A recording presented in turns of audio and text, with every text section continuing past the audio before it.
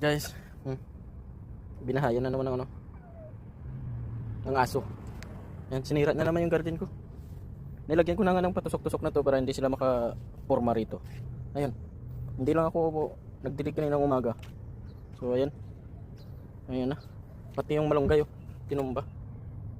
Ay buhay yung mga aso. Hindi ko talaga mahuli-huli na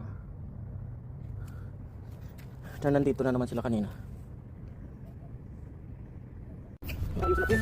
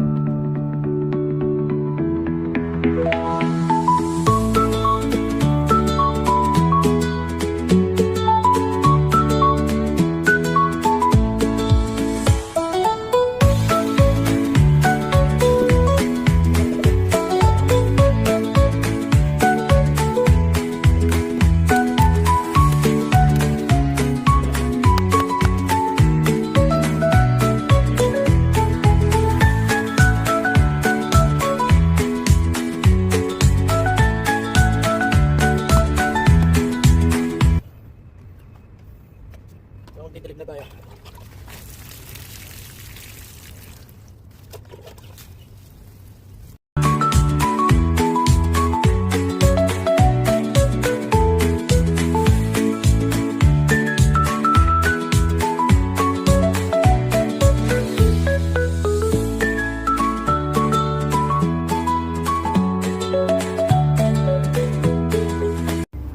So ayan guys, tinayo natin ulit, inayos natin. Ayan, nilagyan na natin ng patusok para hindi sila makagawa ng bahay-bahayan dyan. Ayan, dito.